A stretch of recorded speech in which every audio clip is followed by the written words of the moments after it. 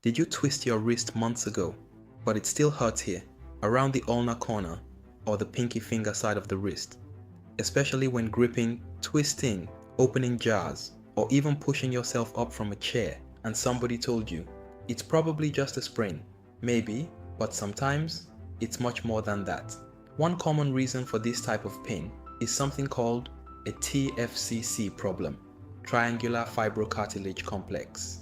Now don't let the scary name put you off. Think of it as one of the wrist's important stabilizers, almost like a shock absorber, helping support this side of the wrist.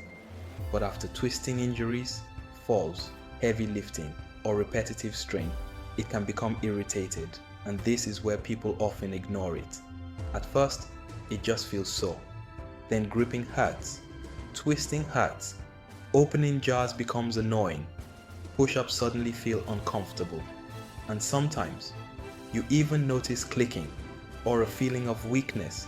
This tends to happen more in people who lift weights, play racket sports, do repetitive wrist work, or simply injured the wrist, and it just never settled properly. So if you've had wrist pain for months, please don't assume it's normal. Now hold on, not every pain on this side of the wrist is TFCC. Sometimes, tendon problems, like the flexors and extensor tendons, arthritis, wrist instability, or even nerve irritation, can look surprisingly similar. So please, don't diagnose yourself too quickly.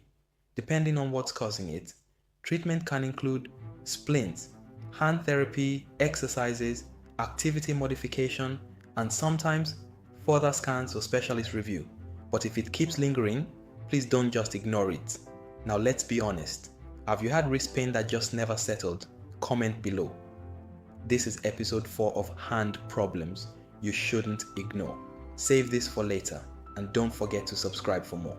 And next up on the series is that hand condition, slowly pulling fingers into the palm, and most people ignore it for years. Would you guess what it is?